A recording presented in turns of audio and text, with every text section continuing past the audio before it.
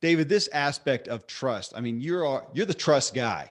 How long literally have you had this as your primary muse? Well, in 1999, back in the 1900s, I have to tell my kids, right? I Late 1900s. Yeah, I've right, heard that yeah, lately. moved back to moved back to Minnesota with my wife to start our first company, and I started thinking about trust differently. I'd built some leadership curriculum in this organization I'd been a part of, and basically, I had an epiphany about how people say, "Oh, that's we got a leadership issue here," and I started thinking, that looks like a trust issue, and oh, we got a sales issue. Actually, it looks like a trust issue. Just intuitive at the time. That led to my graduate work in the early 2000s.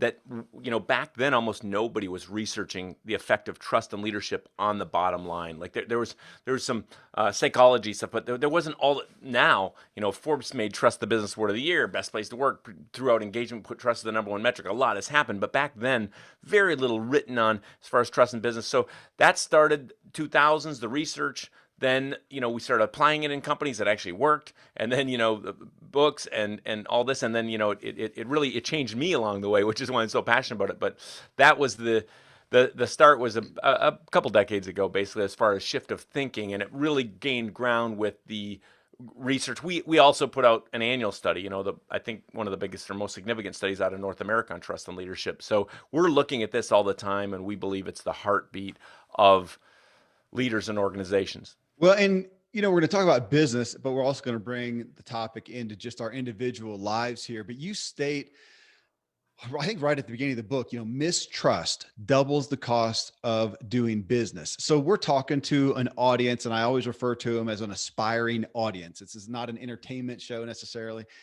They're here to learn, to grow, to get better. And I don't think there's anybody here listening to the Ziglar show who would not feel like I'm trustworthy. I do the Right. right thing. I'm honest. And yet I know from my own experience and literally my own personally that I can feel that way. I can be that way and I can still miss the mark and Right. not realize how much I am suffering from a lack of trust. Not again, not because have the character that people perceive as Right. not trustworthy, but I'm doing the things that we're going to get into and I'm violating that. And so when you come over here, I don't know if this is fair to ask, but if you look at the average business out here from good people, is doubling the cost of their business or some high percentage because they're not nailing trust. Well, they have to see something here, and that is, first of all, the number one question everybody's asking about you, your business, is not do I like you? They're this misnomer that we buy from Mm, people we like or want to be. I've got friends I like a lot. I wouldn't go into business with them in a million years because I don't wow. trust them. The question everybody's asking about you, your business, your spouse, friends, kids, they're asking, can I trust you? Not that trust is way higher than being liked. And so this, the first part of this, I think, for listeners, they have to see trust as the root cause that it is. This is what the new book, Trusted Leader, where I was inspired to think, people are solving the wrong issue. It's always at the core a trust issue. As an example, people think they have a leadership issue. They never do. The only reason I follow a leader or not is trust. You think we got a sales issue. Unless it's a commodity, the only reason I buy or not is trust. Yeah. We got a marketing issue. You never do.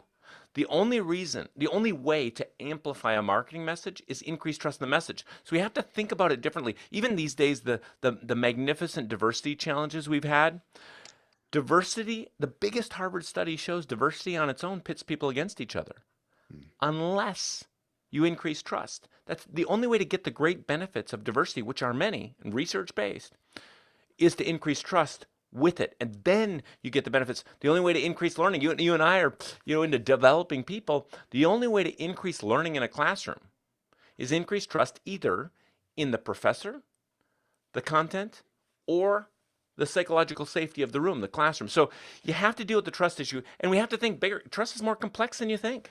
Yeah. Well, and that's what you showcase in the book. And I want to pull out one, David, because I recognize this. I had some help in recognizing this in myself as I was leading people. And this was 6, 7 years ago. I had a big audience, was leading there and doing it pretty intimately. And then seeing some things that I felt like, gosh, I'm not getting the traction that I think that I should be. And I had some people, thank goodness, close enough to me to help me point out and say, because what you said, did they like me? Absolutely. Did they trust me? The answer was no, but it wasn't because, again, they were questioning my dishonesty. I want to pull that out because I feel like so many people are going to balk at that and go, well, how could they not see me as trustworthy? I'm a, an honest, Christian man.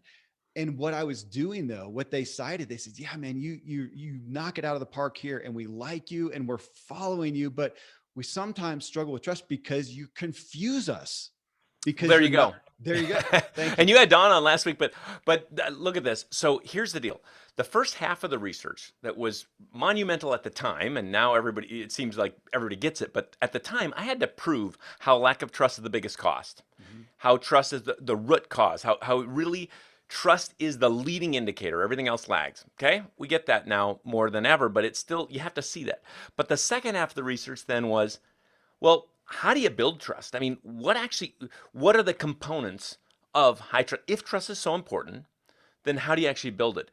And out of that came these 8 pillars. This, we call it the 8 pillar framework, and they're denoted by C words, but they're research funnels. These 8 pillars, and actually, the first one is clarity. So that has nothing to do with your character, right? Mm-hmm. Yeah. This has to do. You could be high character, you could be caring, but people don't trust the ambiguous or the overly complex. So whenever you complexify something beyond what is needed, you lose clarity, which loses trust. Yeah. So there's one way that didn't affect your character, but you might have character, but you confuse someone, and because of that, they don't trust you. As one example.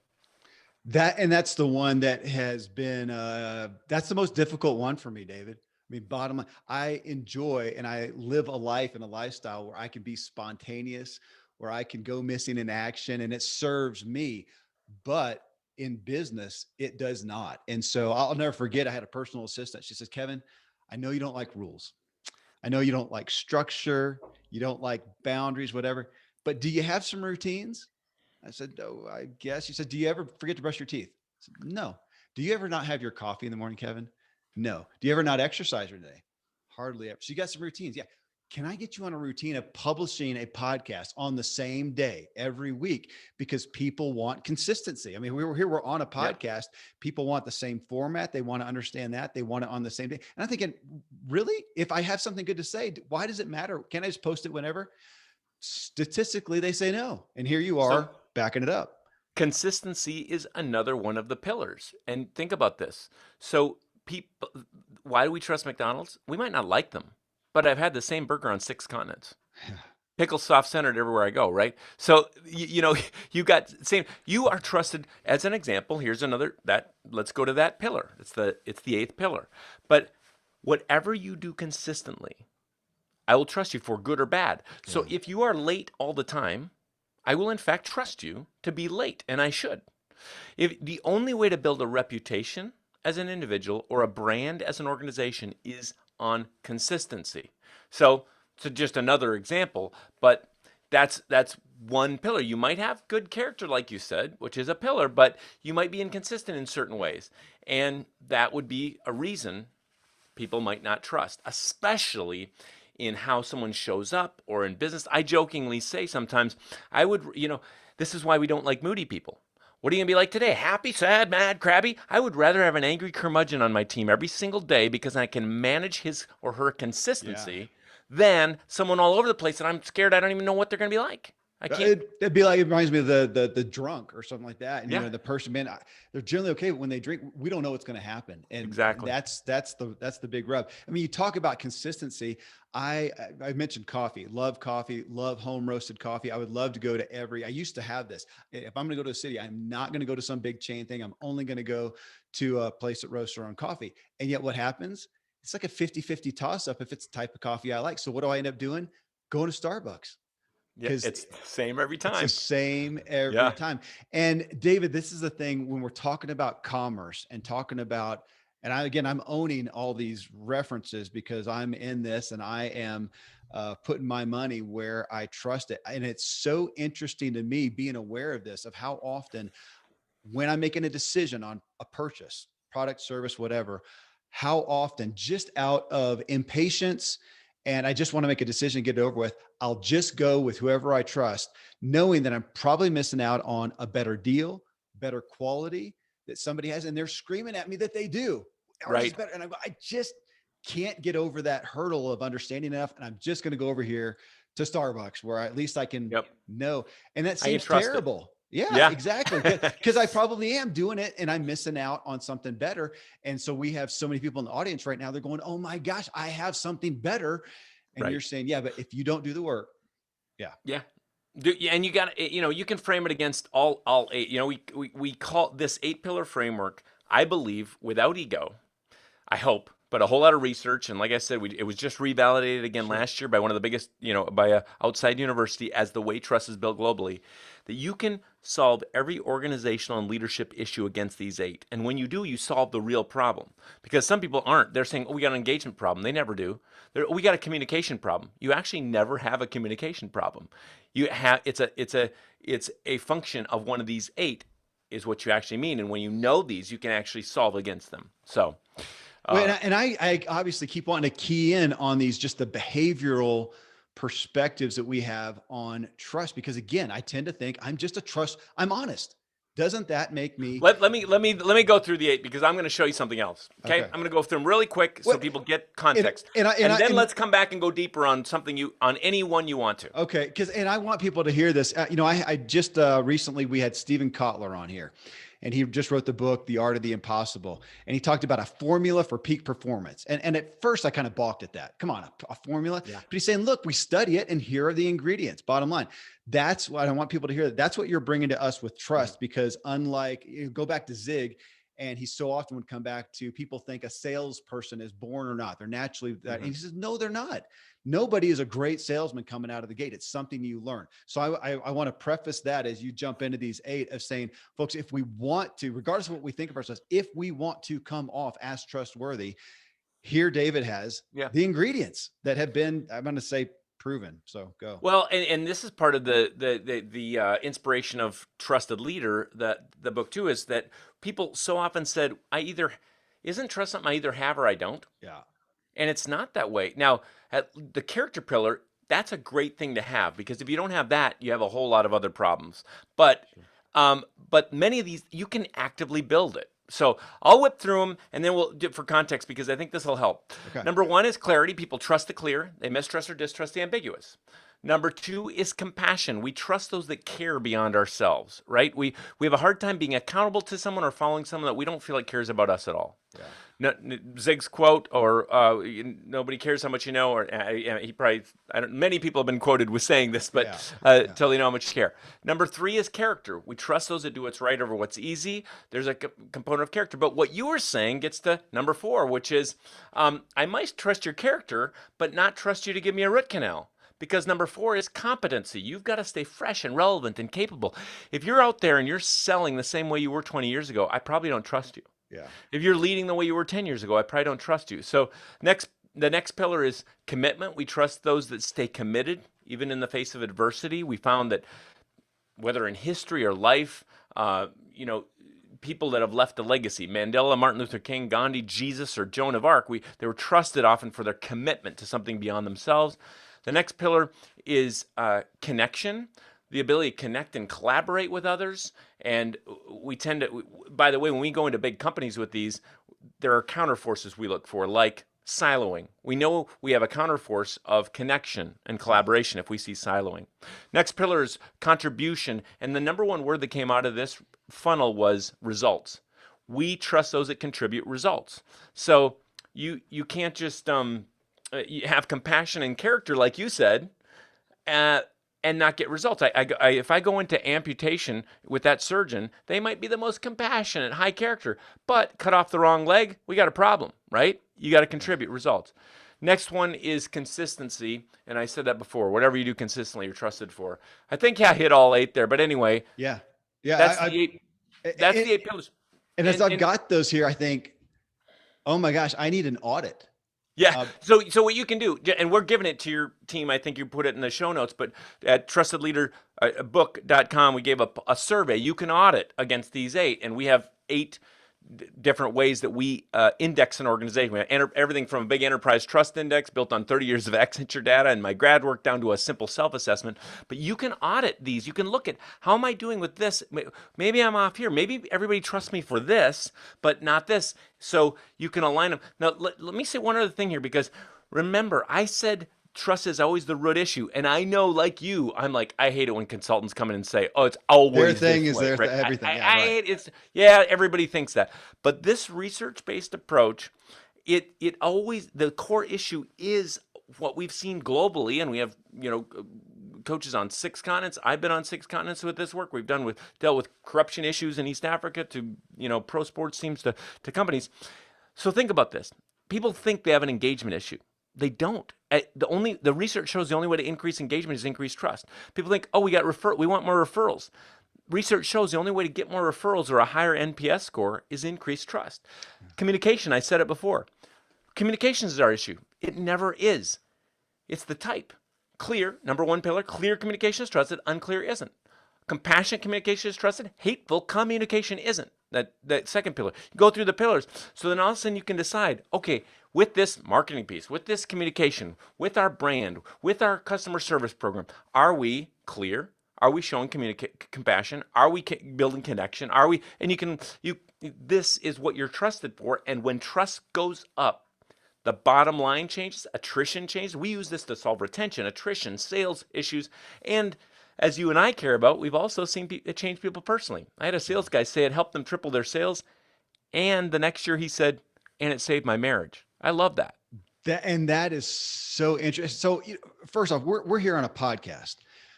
The only in doing this as long as I have now, this is a trust platform. I mean, we have so many opportunities to get input on the same topic across the board. There's books, there's, articles, there's blogs, there's resource things out here. Why are people tuning into a podcast to listen to some dude or some girl talking about this same thing? They are seeking somebody that they trust. And even to your consistency thing, I think, Joe Rogan has the biggest podcast on planet Earth. Now, from a character standpoint, he doesn't necessarily line up with my kind of guy, but he's consistent. And you listen to him enough, and again, I don't, but I do audit him just because he's a king in this platform.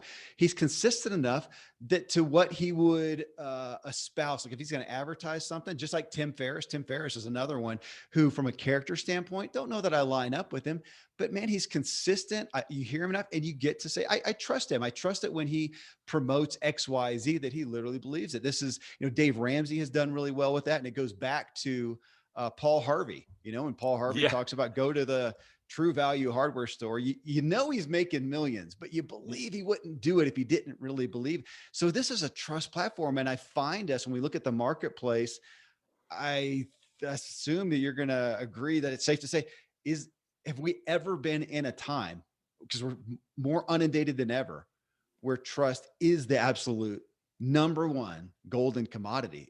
It's hard for me to refute that. It matters more than ever. And I will say this. A lot of people will say to me, wow, David, it's so timely. Your topic, we have other speakers come up to me. Oh, I've got topic envy, or whatever. It's like, it's so timely, but you know what? It's timeless. It never was. If we look back at the research, trust actually was always the core root issue. And by the way, we have a huge opportunity right now. So think about this. When is the fastest time to increase trust? You think about when's your fastest opportunity? You think of, Kevin, your fastest opportunity. Many people would say, "Oh, it's first interaction." That's my. That's what I thought of, but I thought that was too easy, and you're going to say something right. better. Yeah. So that's a good time. Every day is a good time.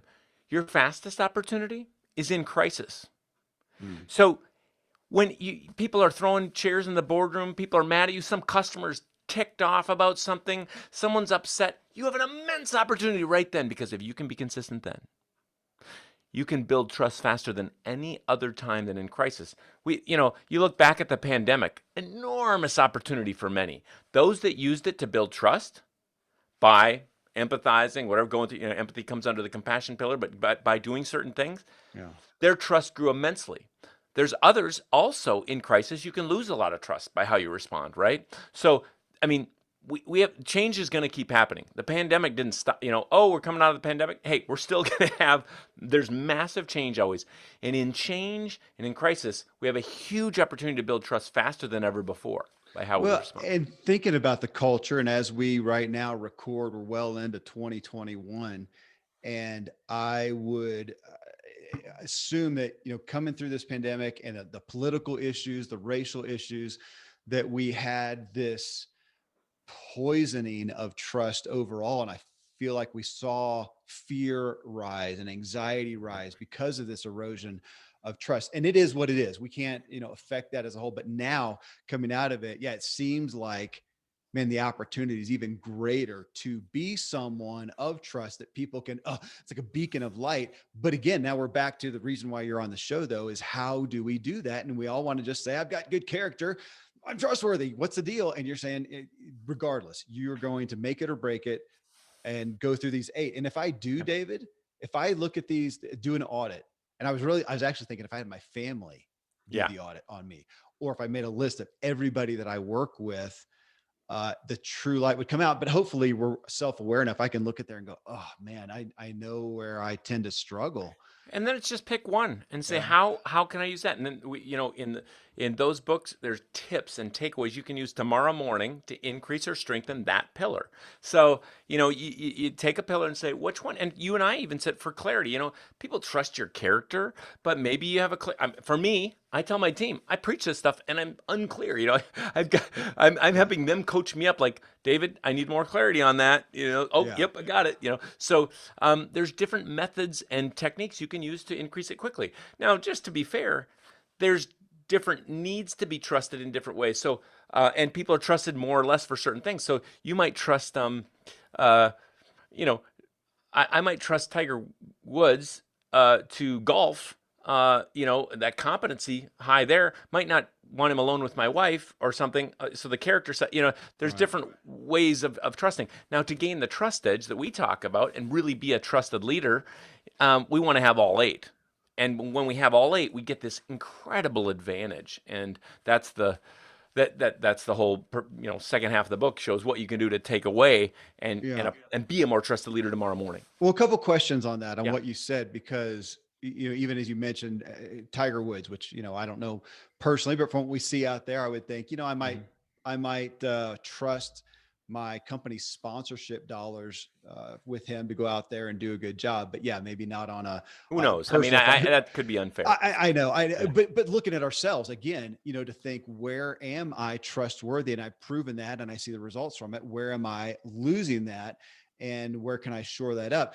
But in conjunction with that, as I mentioned a minute ago, if I had my family audit me and the people I work with, it would be easy for me to think that I'm going to get the results from the audit from them, and they're going to show me strong and weak in the same areas. But I'm actually thinking about it and wondering how much propensity is there for us to be different in that, to go, no, at home or with your family, let's say, or relationships, you tend to come out, if you did an audit on these things, strong, weak here. It's actually different at work sometimes. And I'm pointing that out just to say this could be more confusing than we even expect, because even though I might look at this and audit myself with my family in mind, I actually flip flop a little bit at work. Is that fair? Is that true? Or is it It's usually? that it's definitely possible that we usually, I mean, hopefully, our character is who we are. Yeah. And you and I, we talk about, at least I talk about, being the same on stage as off stage. Yeah. And you and I know people on stages, and they look a certain way up there, and then you find them, drunk at the bar afterwards, or they speak on success, or they speak on relationships, and you find out they've had, whatever problems. So we want to be the same in certain ways, but in different environments, certain strengths might come out as far I as was thinking the pillars. finances somewhat. I mean, here Yeah, in my work, I am the business owner. Buck stops with me. Man, if you don't care of the finances, I mean, it's somebody doesn't get paid or yeah. whatnot, and so I pay CPA, a bookkeeper. I pay attention to it. Home finances, an admission, I just kind of throw money in the account. I don't know. I don't mess with it.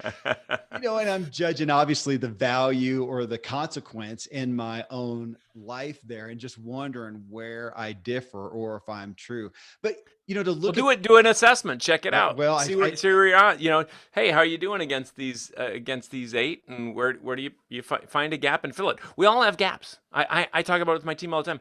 I believe in this. I've seen the impact of it, but there's always some way I could strengthen a pillar, and when I do, it affects my leadership, yeah. and ultimately it affects the bottom line. Well, if you say leadership, and my favorite word to attach to that is influence.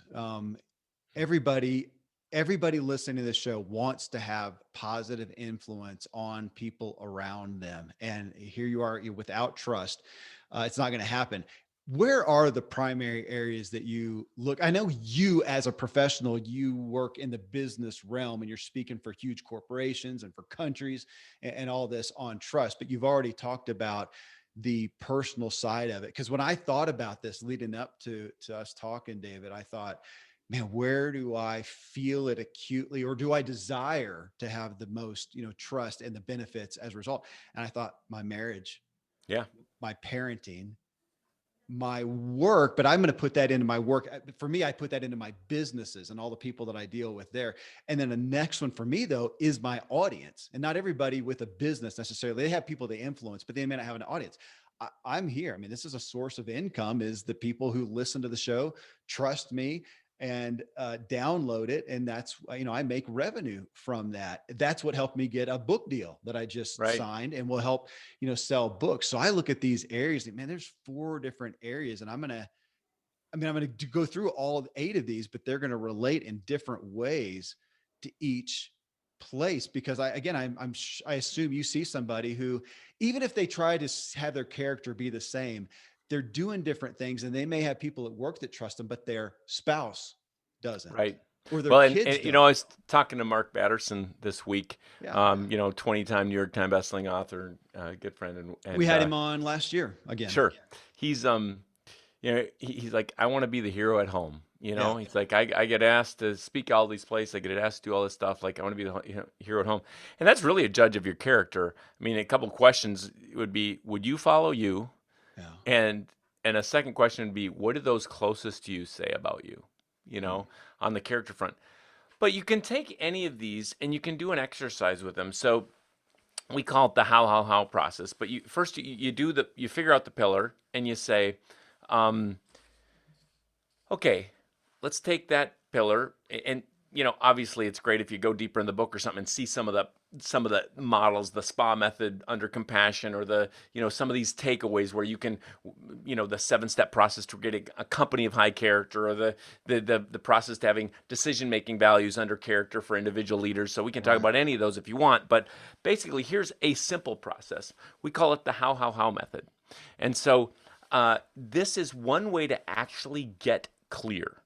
So, I agree with Seneca and others that think the why is important. The why is important. You and I both know having a purpose is important. It's critical. You don't have a good purpose or a good why, you might not last 10 days on a project. But it is not the question that takes an idea to an action. You might agree, like I do, with Collins, who thinks having the right who's on the bus in the right place, that's a good idea. But that's not the core question that takes an idea to an action. The most overlooked, underused question that actually drives strategic clarity, that takes an idea to an action, that gives hope, is actually the how. And you have to ask it at least 3 times. Most people don't ask it enough. So people say, here, I'll give you a quick example of my weight loss. So when I lost 52 pounds in 5 months, this gets to our habit section later, but when I lost the 52 pounds, I knew I had to do something about it. I made a big commitment about it and all this kind of stuff.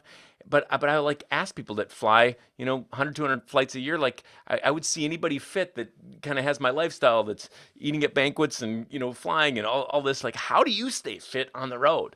And all around the world, they said the same thing. Just 4 words: eat less, exercise more. And you know what? That was not clear enough for me. Mm-hmm. So I said, okay, but how do you do it? I needed more clarity. So I asked how until I got something I could do today or tomorrow. And that's the key. How do you do that? Okay, then how do you do that? Okay, how do you take in less calories? And how do you do this? Then how do you do this? Then how do you do this? And you have to do it more than you think. Salespeople on this call, you can't just say, "Oh, I'm going to make more calls." Okay, how are you going to do that? I'm going to set time here. Okay, how are you going to do that? I got to get the list first. You got to back up. People will say, "How are you going to do, something?" I'm going to get up earlier. When their actual how needs to be, they got to go bed earlier so they can get up earlier. Or Yeah. I'm going to read more. How are you going to do that? Until you have a book on the nightstand, it doesn't matter that you set even a time away to read. Your first how is get the book on the nightstand or whatever it is. So how. So as an example, one final how for me on the weight loss was an 80-year-old doctor came up to me, fit as could be, and he said, here's an idea, David. Most men in America, if they just wouldn't drink their calories, they'd lose 30 to 50 pounds in a year. Now, this was not the only how, but I thought how is not final until I can act on it today or tomorrow. So that is, I can look at it. Oh, no calories in that. Okay, I can drink it. So I stopped having a Coke on the plane and I went to Fresca. No calories in a Fresca. You can argue with me that it still has aspartame, aspartame, whatever, and it's bad for you. But the bottom line is I had to figure out what I would do. And for 6 months, I did not drink a calorie. And that's something I could do. Now, if you said you can never have ice cream again, I'm not going to do that. So you got to have a how that you will apply, that you will do. And you got to, this habit is harder than you think, but more important to clarity than you think.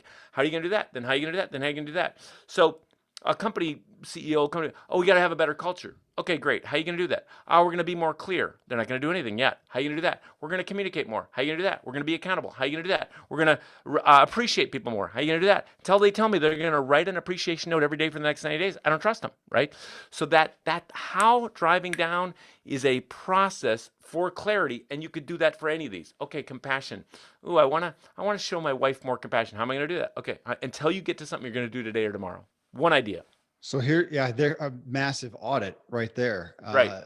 That I am, when you look at, okay, so on that note, David, when you look at the average person listening to this show, again, I'm going to say this is an aspiring, educated, good income earning person, and they're listening because they want to do well. Where are they generally? I don't know if it's fair to ask, but if you had to take a wide swath of this demographic, where are they generally most suffering from a lack of trust? And join that with what you just said, probably because they are being too vague about how to actually walk it out. It's probably that for many of them, at least, it's that first pillar, clarity. Okay.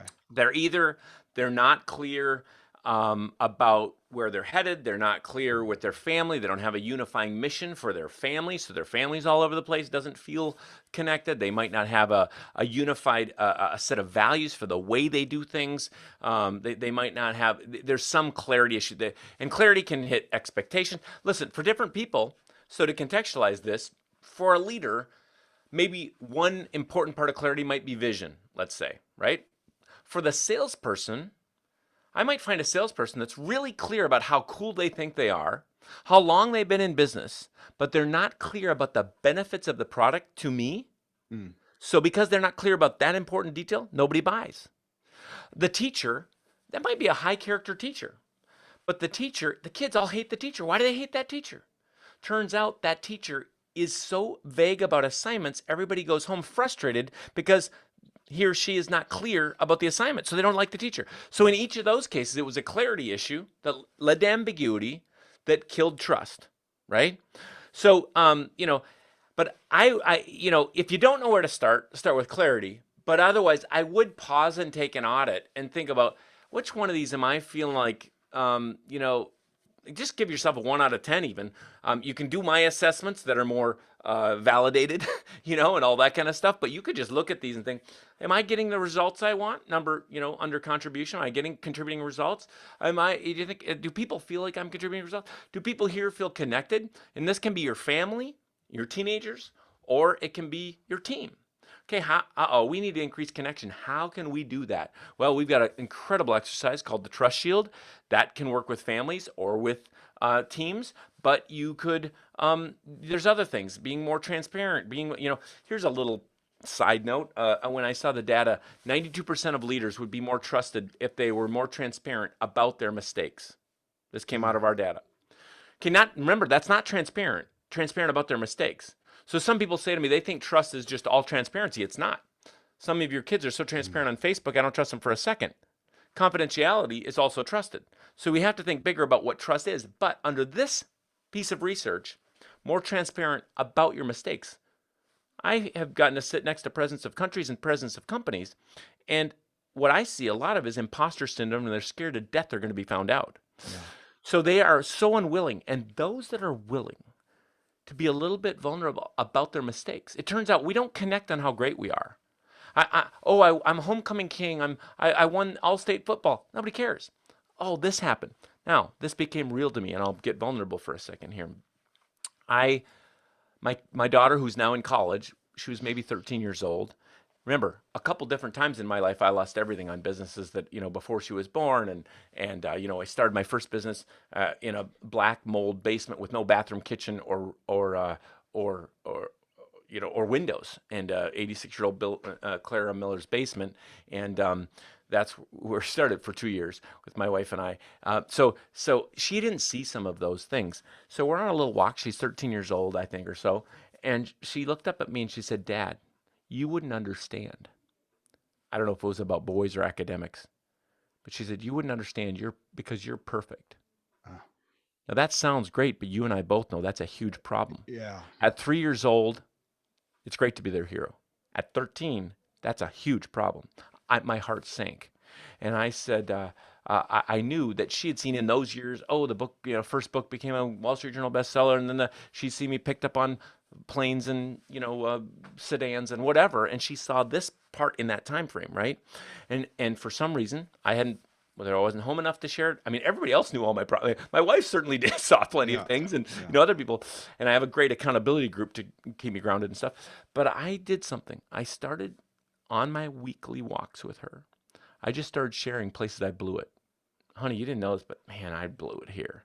Oh, I lost it here. What happened to our relationship? It just changed forever. That's all.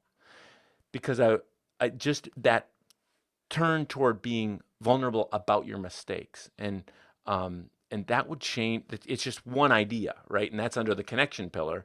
But um, there's so many ideas if you how it until you can do it. David, that's one that I've talked about here on the show. It's one of the greatest gifts that I got from my parents who were entrepreneurs, and they did not shield me from the mistakes.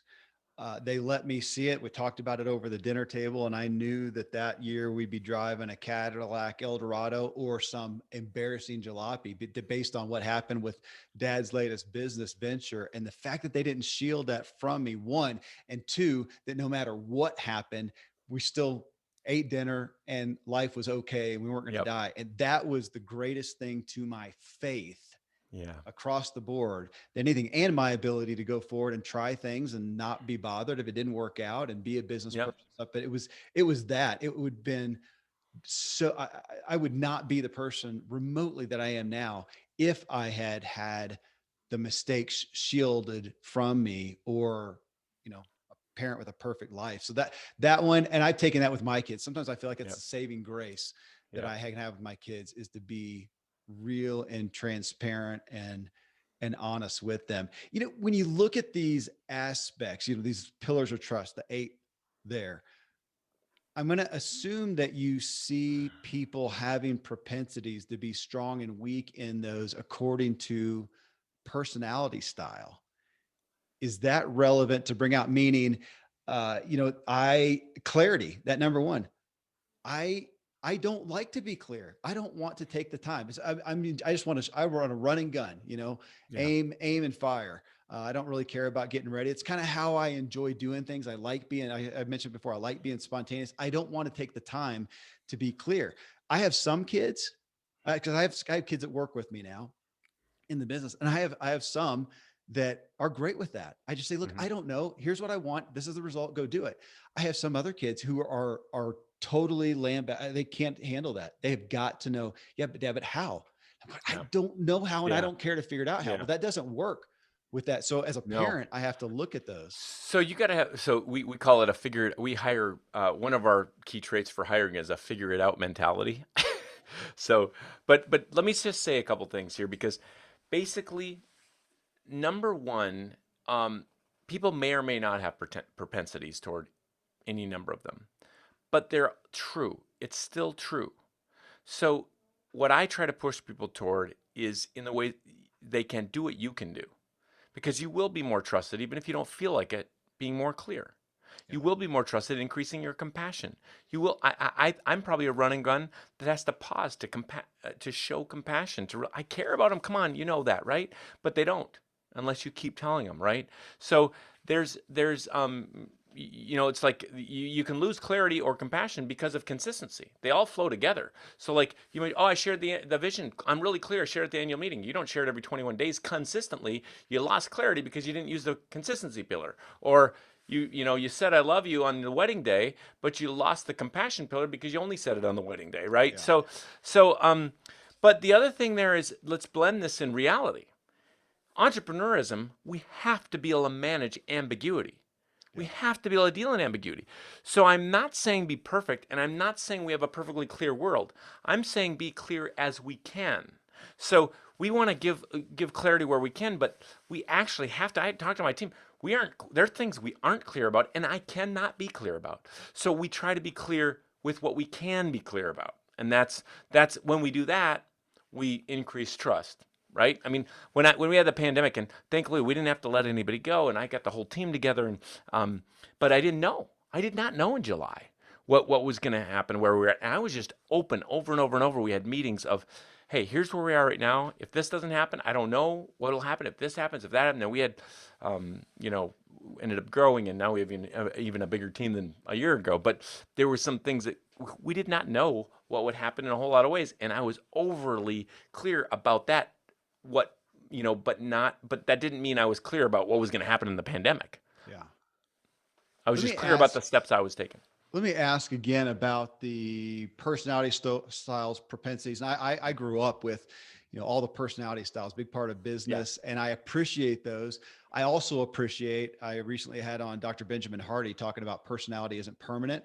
Yeah. Really love that discussion too. So I like the discussion, but if we look again at just natural propensities in a personal relationship, so in my marriage, and we look at strengths and weaknesses, relationally, and again looking at the personality profiles, I generally look at those and think there's not really, I can't just beg off and just say, sorry honey, I'm just not a compassionate person.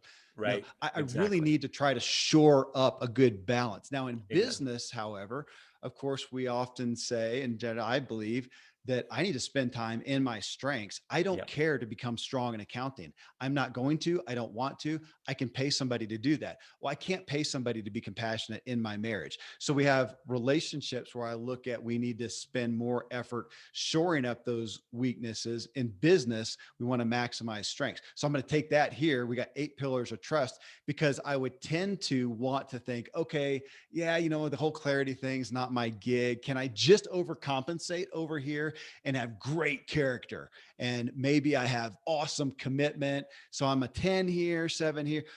Or are you going to tell me, I'm authentic question. Are you going to tell me, Yeah. no, it's really hard to overcompensate if you don't have some fair amount of balance in all of them?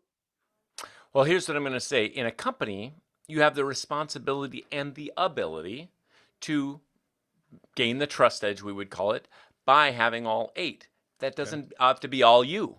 You're Okay. responsible. Let's say you're the CEO, right?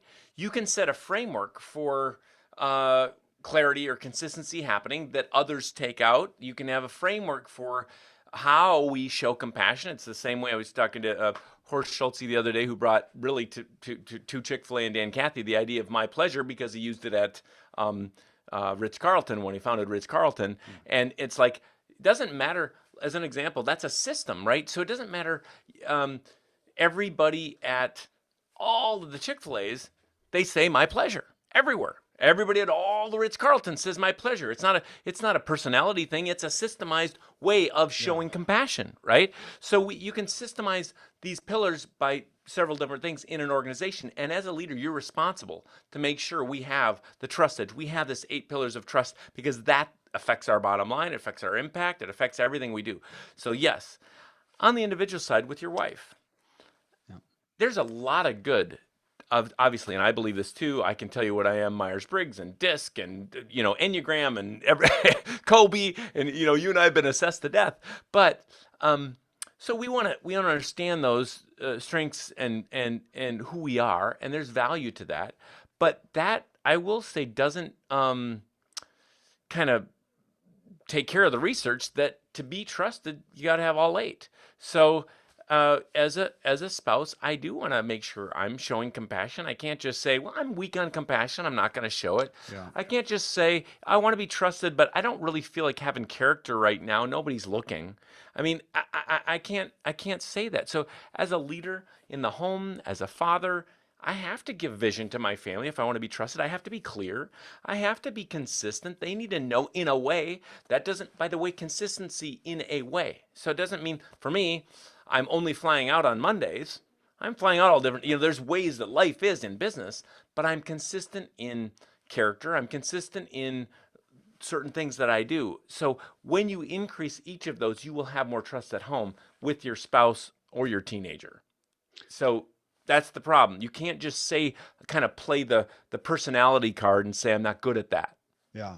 Well, and I appreciate what you said with business, at least maybe both with, the aspect I am a poor, I struggle with management. I'm not a Mhm. good manager. I don't manage things well. Well, in a business of any size, you can't do without that. So again, I can go over here just like accounting and figure out how to be a great manager. And to some But degree, I think hire a that, manager. Yeah, well, you should thank you. hire that done. No, That's you should hire that done. So here's something. I finally, I mean, this is just opening up the kimono here. yeah. I'm just looking out at my staff right now through the glass in my office, and they're all doing different things. But for the first time, I had a great. I guess I kind of did before have a chief operations officers, but I hate all the meetings. I love sharing vision of the organization. I'm developing some content, writing book, doing some of these things. Finally, this year, I hired a real high level chief of staff. I've always had so I have an executive assistant also. So all my flights, all the dealing with all this and that and the other thing, that's great because details I do not like. Okay, they bog me down. They take me off my game. So I've had an EA, executive assistant, for years and for really almost 2 decades, like almost since we started. As soon as I could pay someone, that was smart for me because that Yeah. mitigated my risks of details. But for you, I'm just talking as friends here. Consider the difference between an EA and a chief of staff, Yeah. because the chief of staff, Kelly, manages all those things you talk. She has the team meetings, the morning pulses, all these things. I now she's running the staff and the business and all that kind of thing, and I'm able to much more be in my best spot because I don't like managing either. I like leading.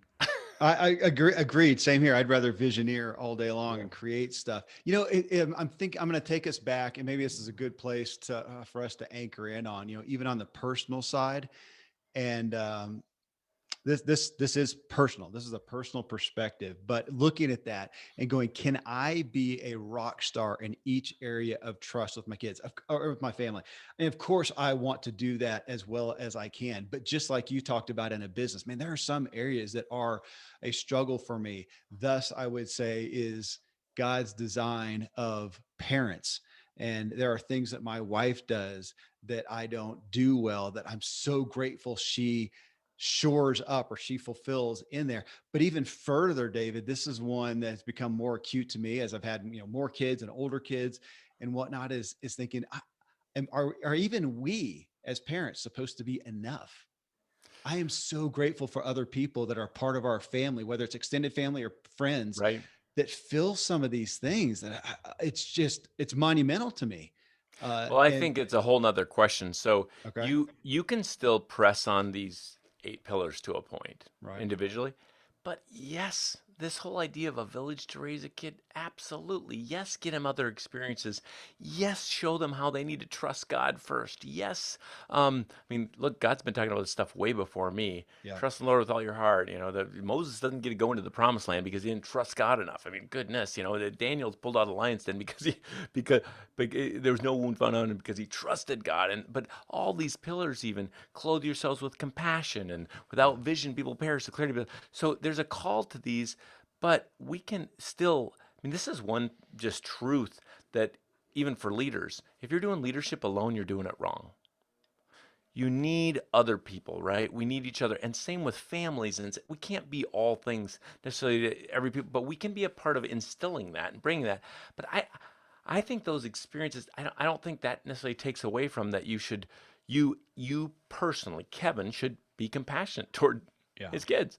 You should have high character toward your kid. You can't give that up and say, well, I don't want to have this character. I'm going to have my wife's going to have this character. I don't want to be consistent in some way. My wife can be the one that's consistent. Now, in a certain way, absolutely. For Lisa and I, I'm let's say flying out or dealing with this issue or whatever, but my wife is there as the kids are growing up, and I'm active, by the way. There's things I did to be active also, and actually to be consistent, but we're not consistent in the same ways. But there's a way I think you can be clear. There's a way you ought to be each of these. But I think it's absolutely true to bring others into it, to have show community and the value of community, and showing them other mentors and friends, and that's part of the connection or collaboration pillar, right? Well, and I just appreciate that because it does take a little bit of the pressure of off of us to be perfect in these. Even now, I'm We're eager to not. do a further audit on myself. I'm eager to talk. I'm going away on a getaway with my family. I think all the kids except one will be there this week, and I want to talk through this. And to some degree, just admit, guys, I know I struggle in this area, and I hurt my trust with you guys. I'm so sorry, and that's where I want to work on.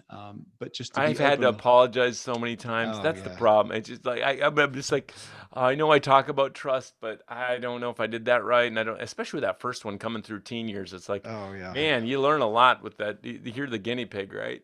Well, man, I just appreciate you coming on the show and sharing this because it grieves me for myself and for others who do, especially on the character side, who know that they are out here to help people, to serve people, to do the right thing, and they're not getting the traction that they want because they don't understand the breadth of trust. And again, I like the sales analogy that we all want to think, oh, you're either born a salesman or not. You're extrovert, introvert, and Zig's going, no, you are either trained or not. And you're saying here, if you want to benefit from the trust that you should have, that you do warrant authentically, you've got to do the work. And that's the one that gets me because I still go along, even in understanding some of this, David, I go along and now that we're talking about it, I'm going, oh man, I am missing that one. And it's to my own detriment.